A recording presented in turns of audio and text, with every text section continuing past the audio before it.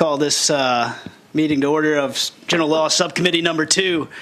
I'd ask the clerk to call the roll, please.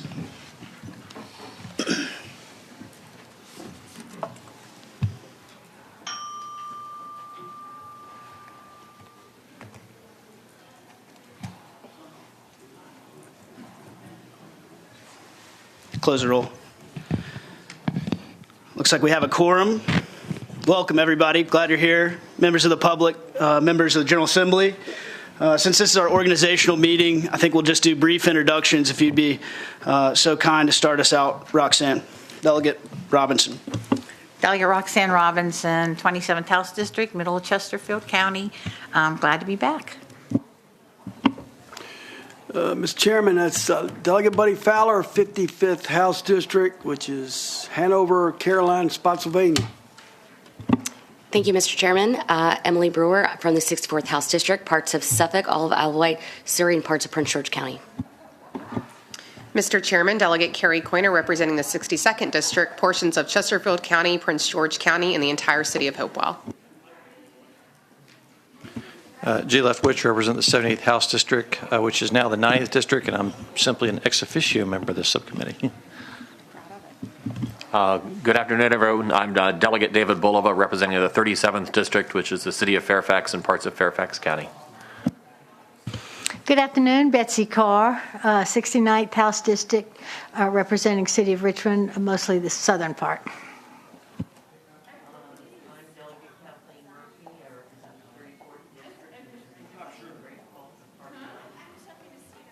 Great. And if we could also have our committee staff, please introduce yourselves. Hi, I'm Ashley Benz, DLS attorney. My name is Rebecca Schultz. I am also DLS attorney. I'm Jordan Suratan. I'm with Committee Operations. George Kane, Clerk for General Laws Committee. Thanks, everybody. Again, welcome. We are going to start with a light load. We've got 3 bills up today, probably about 35, 40 bills coming through this subcommittee this session. So we'll start slow, pick up as we move forward, and try to be respectful of everybody's time here in this committee. So, as we work through these things, a couple of things I want to bring up for operations purposes. Time, first thing. Nobody's time in here is more important than the next person, and so we will just try to work through these things as efficiently as we can. We have a lot of brain power on this committee, both to my left and my right, and with the staff, so I'm confident we're going to get these bills right and complete our work on time. For amendments and substitutes, here's how I look at it. If it's a minor amendment, minor surgery, we can do that on the fly in committee.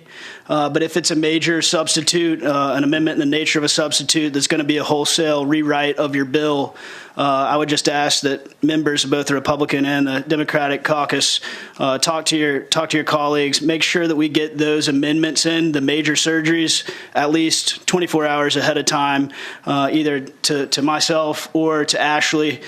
Look, it's just a respect item. Some of these things can be complicated, so if we can get our amendments in 24 hours ahead of any subcommittee meeting, that would be very helpful. To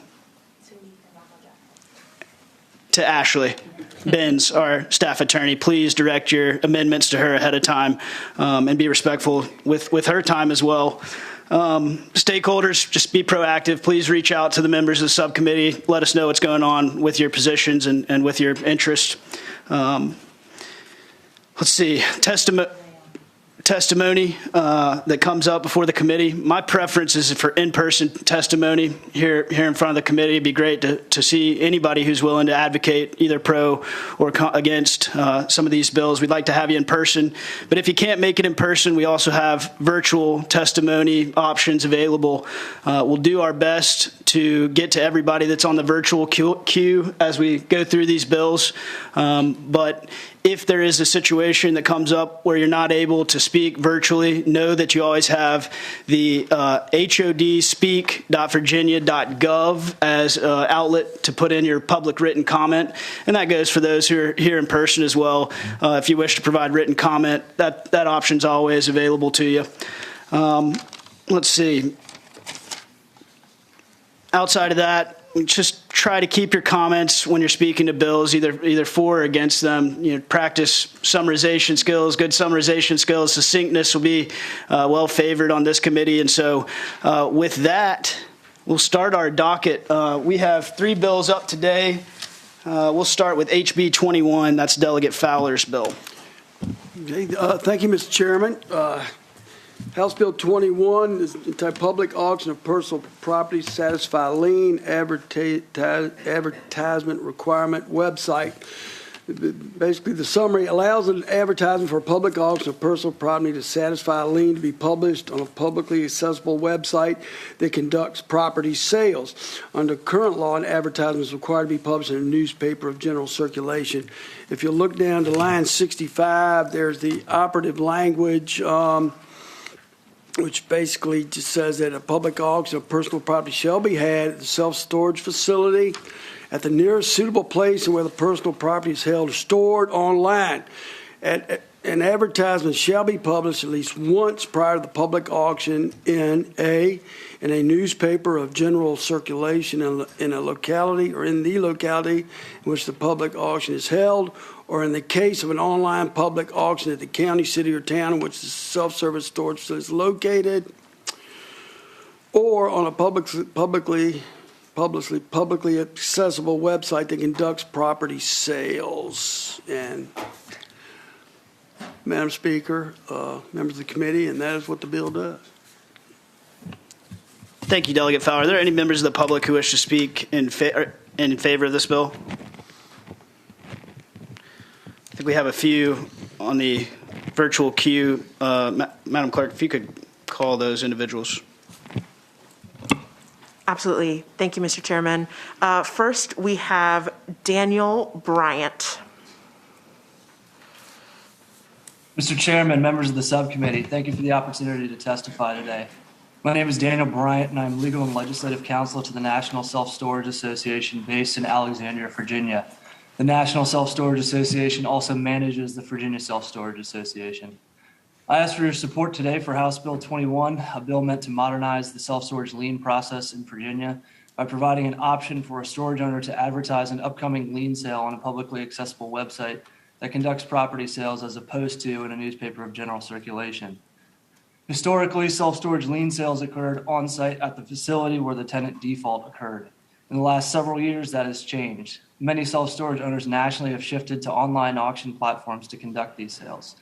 Virginia law was actually expressly amended in 2019 to permit online auctions.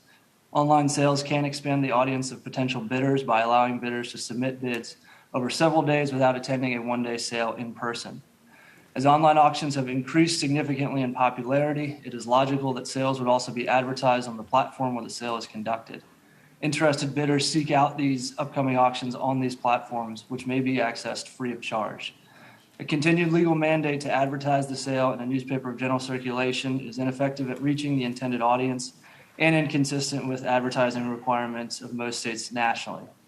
To date, 28 states have adopted an advertising method similar to what is contained in House Bill 21, or do not have any advertising requirement at all. Notably, all of Virginia's border states, including Maryland, West Virginia, North Carolina, Kentucky, and Tennessee, all permit some form of alternative advertising outside of a newspaper of general circulation. Overall, House Bill 21 is a common sense amendment to update the law to reflect current realities, and I respectfully request that the members of this subcommittee vote to support the bill. Thank you again for the opportunity to testify today, and I'd certainly be happy to answer any questions. Thank you, Mr. Bryant. Any questions for this speaker from the committee? All right, if you could call the next speaker, please. Thank you, Mr. Chairman. Our next speaker is Mr. Jim Mertz from the Peterson Companies. Please go ahead, Mr. Mertz. Mr. Chairman, members of the committee, thank you for welcoming me to the Richmond community virtually. My name is Jim Mertz. I'm Senior Vice President of Storage at the Peterson Companies based here in Fairfax, Virginia. I also serve as a member of the Board of Directors for the Virginia Self-Storage Association. I ask for your support today for House Bill 21, a bill meant to modernize the self-storage lien process here in Virginia. As a bit of background, our industry is not in the business of selling the possessions of individuals or former customers. We're in the business of leasing storage space. However, sometimes sales are required when our customers don't pay their rent in order so that we can reduce their debt, and more importantly, return that unit back to inventory so that we may rent it again to a paying customer. The law requires 2 notices to the tenant before any sale may proceed. In practice, local managers attempt to contact the delinquent tenants multiple times before proceeding to a sale. And that communication happens in emails, phone calls, traditional mail, and text messages. Resolving the payment dispute in a way that does not require a sale is always preferable, as lien sales rarely bring in much more than about 30% of the outstanding debt. After all attempts to contact the tenant and resolve the payment dispute fail, Virginia law currently requires the operator to advertise the sale in a newspaper of general circulation before conducting the sale. Newspapers were once the most effective means to advertise sales and drive traffic to it. That's just simply no longer the case. Storage auctions have shifted to online platforms over the last several years. Those online auction websites are now the most effective platforms to advertise the upcoming sales. House Bill 21 seeks to bring the act in line with modernization efforts that exist in other states. I respectfully request that the members of the subcommittee vote to support the bill.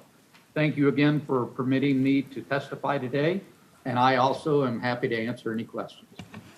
Thank you, Mr. Mertz. Any questions for the speaker from the committee? All right, I'd like to move on. Mr. Ratan, if you could call the next speaker. Thank you, Mr. Chairman. Our next speaker is going to be Ms. Megan Ryan from the Virginia Coalition for Open Government. Please go ahead, Ms. Ryan. Thank you, Mr. Chair. I am speaking in opposition. I'm not sure, is now the correct time? I think all the members of the committee have heard you in opposition. Go ahead. Okay. Well, thank you, Mr. Chair, members of the committee. I'm Megan Ryan with the Virginia Coalition for Open Government. And we would support publication in both a newspaper and online, but not a newspaper or online, because the default would be online. The state has given storage owners authority to sell property when an occupant is in default. But exactly because someone is on the verge of losing his property, the state has an interest in ensuring that he has every opportunity to stop it. That's the whole point of this section generally, and Section F specifically. The state is ensuring the widest dissemination of the sale details on the chance that the occupant will see it.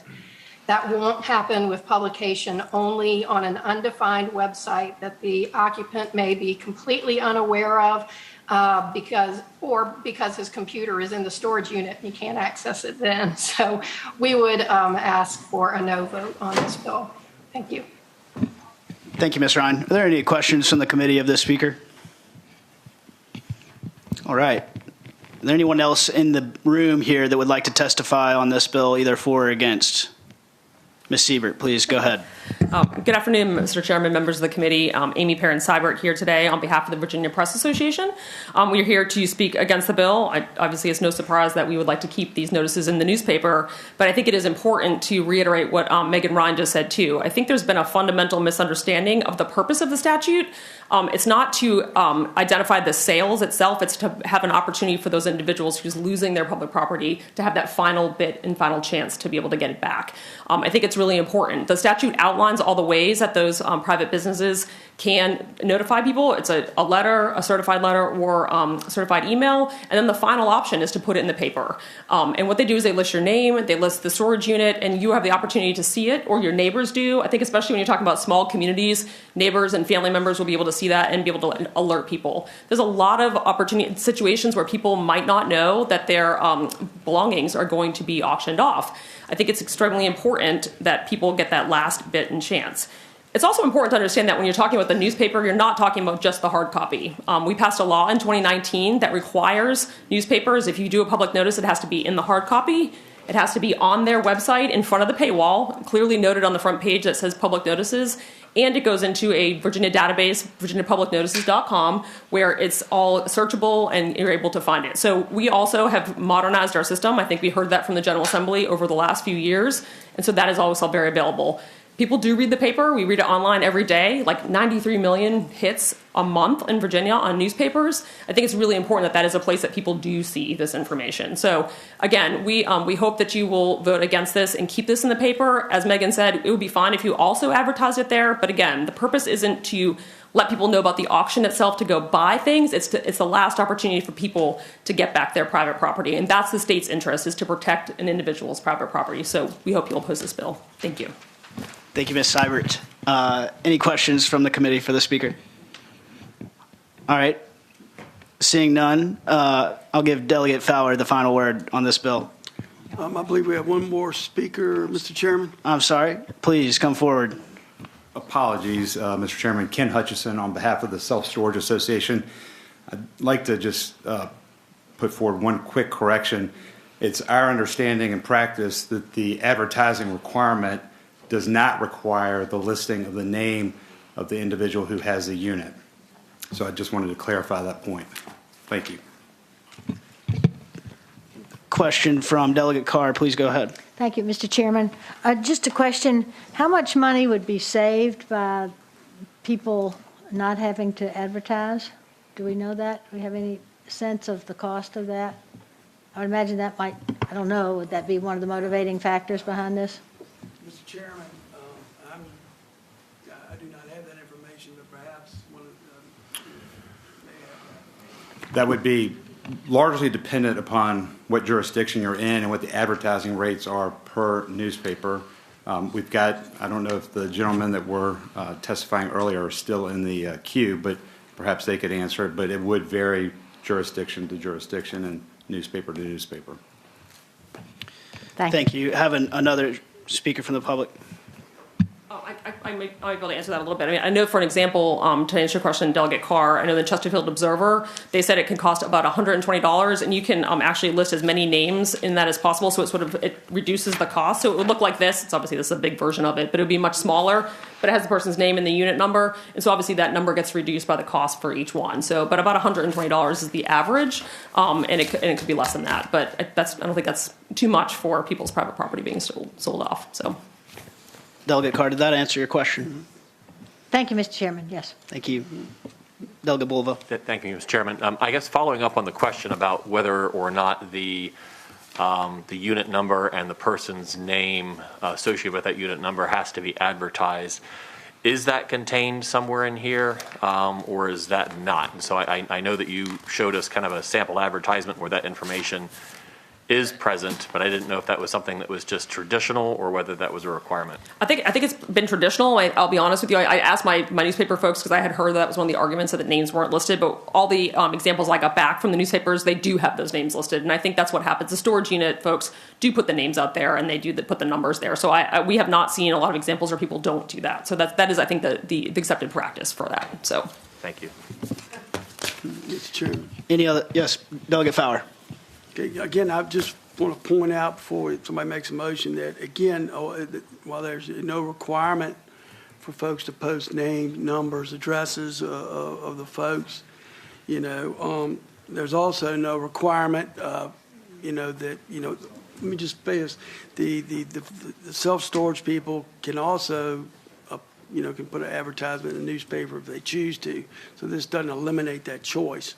So you have a choice to do it in the newspaper, a choice to do it online, a choice to do it on both. So this doesn't eliminate anyone from advertising in the newspaper. It just provides for choice. So anyway, thank you, Mr. Chairman.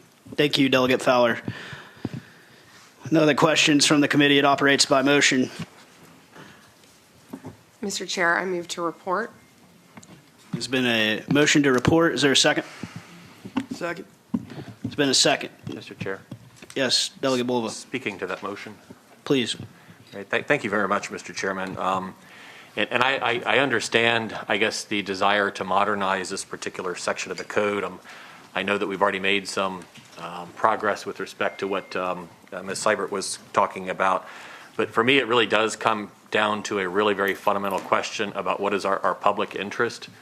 And so you could, I guess, we take one position, that there's some kind of public interest in the owner of the property being able to maximize the profit that they get from being able to sell the contents of a storage unit and freeing that up. But I don't think that is actually what the public good is in this part. In fact, if we went ahead and got rid of all the parts of this particular code, they're still going to go ahead and advertise on a website in order to be able to do that. So I don't think there's a public interest in that.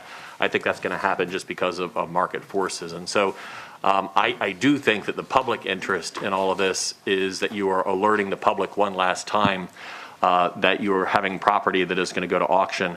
And similar to when you go ahead and put real property up for auction, if you're doing a foreclosure, that is also to alert the public, but it's mostly to go ahead and give somebody one last opportunity that there's going to be a sale of their property in case they wanted to be able to make one last ditch effort at getting that. And so I am sensitive to the idea, and this is maybe a separate bill for sometime in the future, that while it might be tradition, that those advertisements have a unit number and a owner associated with it, maybe there's room to go ahead and tighten that up so that the intent is very, very clear. But I guess with that understanding, I'm going to vote in opposition to the bill. Thank you, Delegate. I see a couple of requests to speak. Delegate Coiner, Thank you. Speaking to the motion, Mr. Chair. please.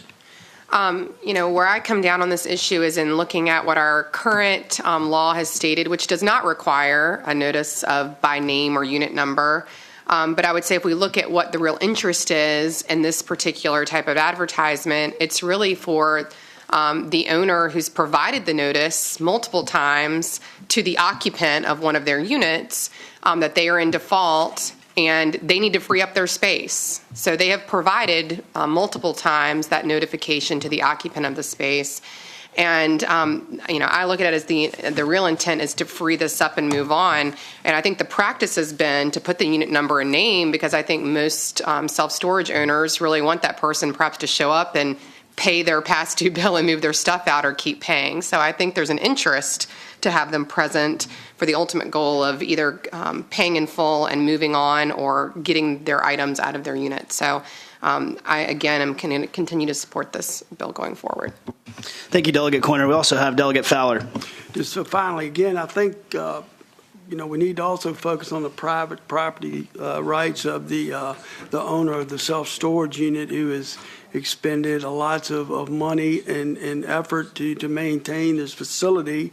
And I guess in my view, the multiple notices that they send and phone calls, et cetera, it seems to me that they've satisfied that, their obligation. So again, I hope it'd be the pleasure of the committee to report the bill. Thank you, Delegate Fowler. There's been a motion to report this bill and a second. I would ask the clerk to call the roll.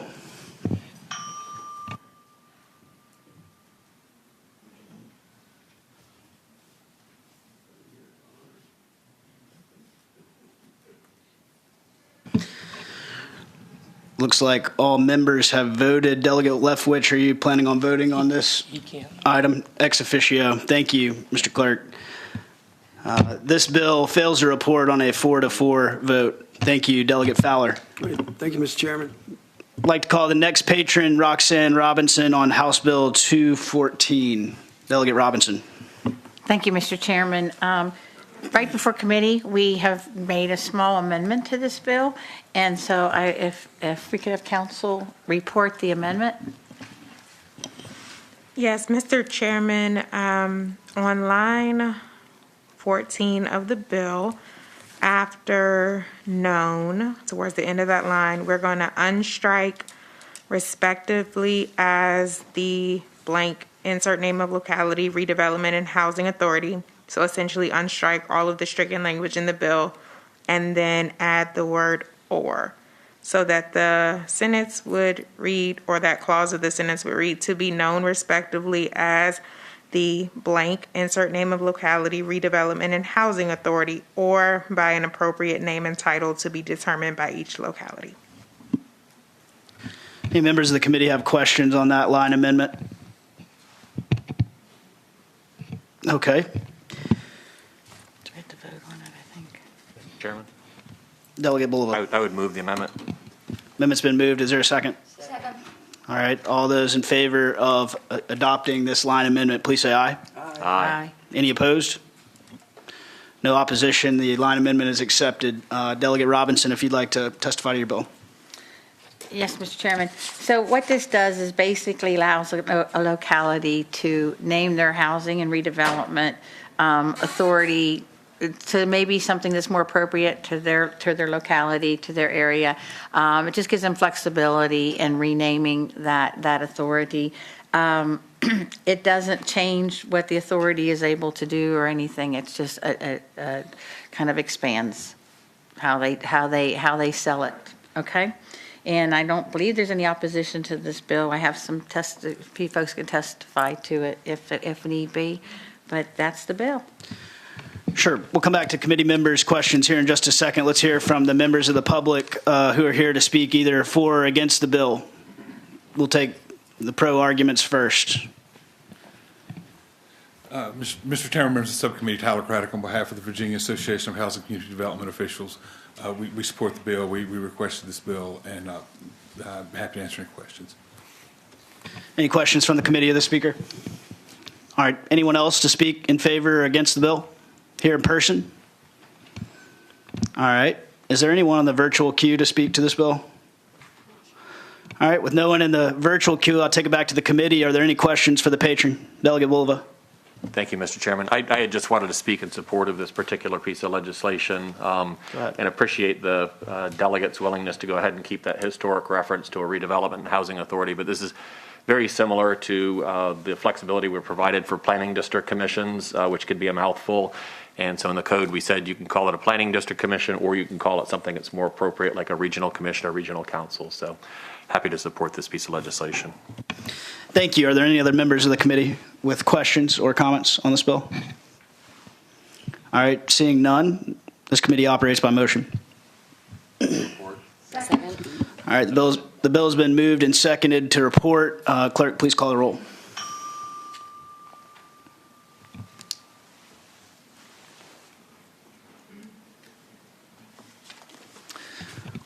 All right. Close the roll.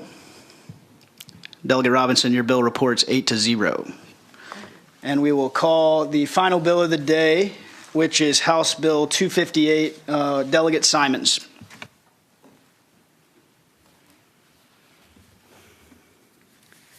Thank you, Mr. Chair. I have an amendment that I wanted to have reported to the bill.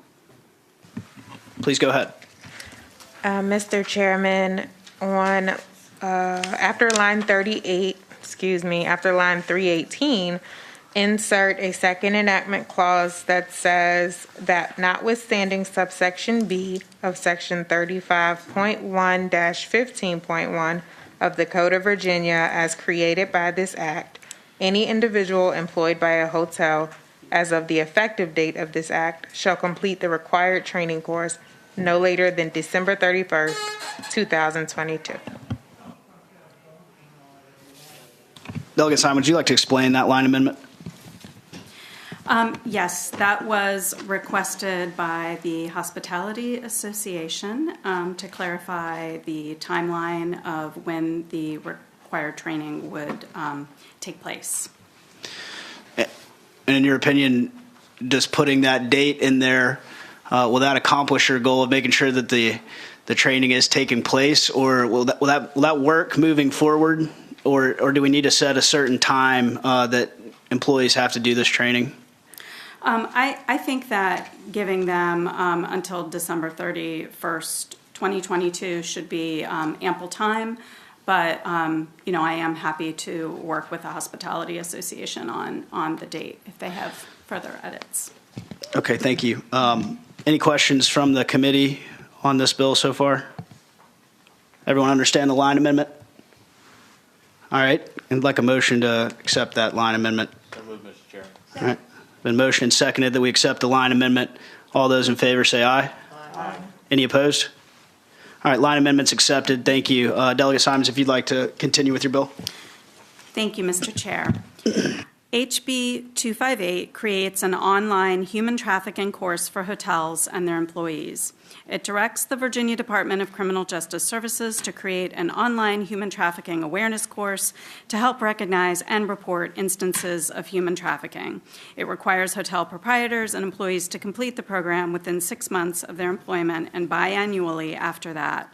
The bill allows hotel chains that already have human trafficking recognition training programs, whether in person or online, to continue to use these programs as long as they are approved by DCJS.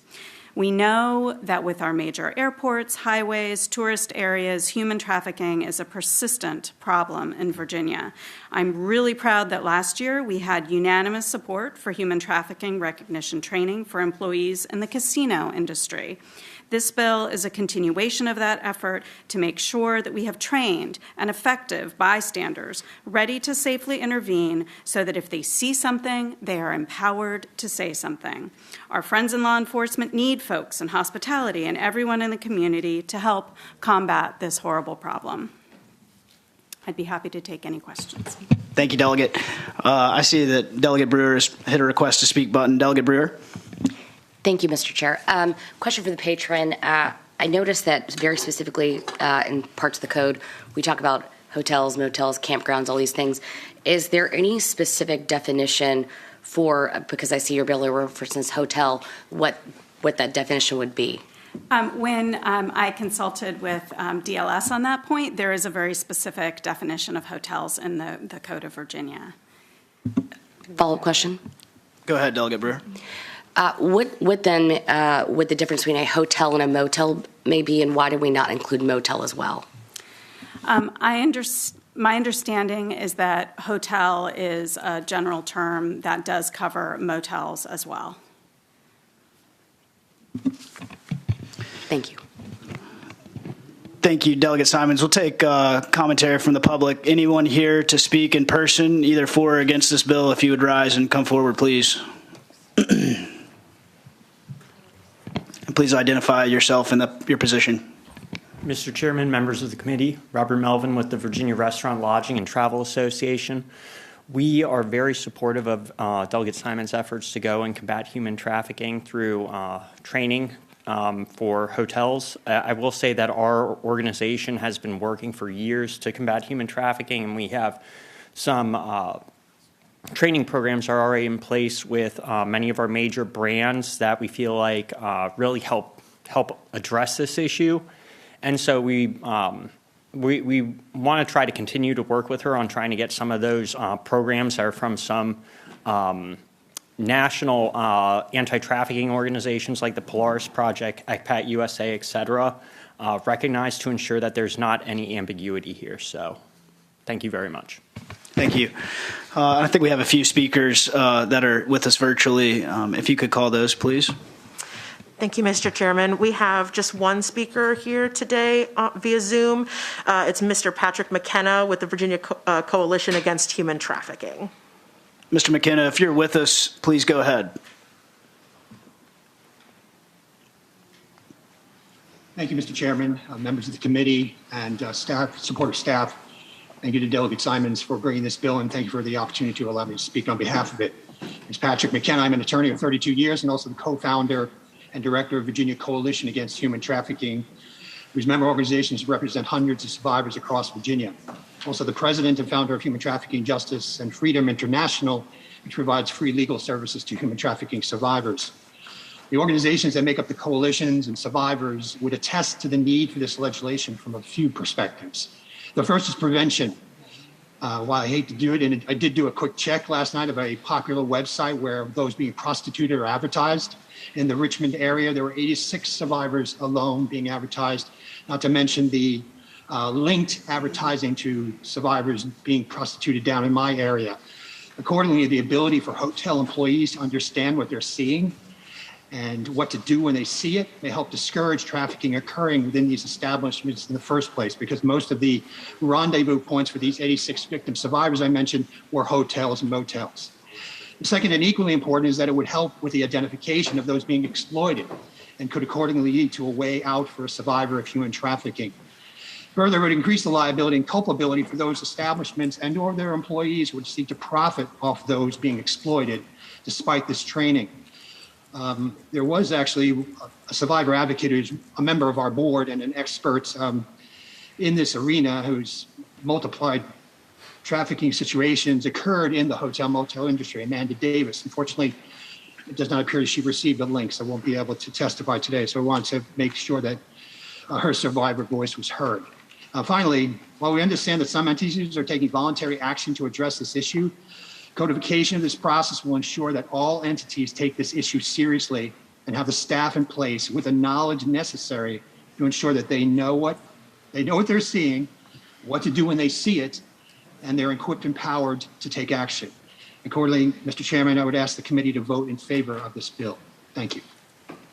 Thank you, Mr. McKenna. All right. With that, is there anyone else in the audience or virtually that would like to speak to this bill? Seeing none. Members of the committee, any questions for the patron?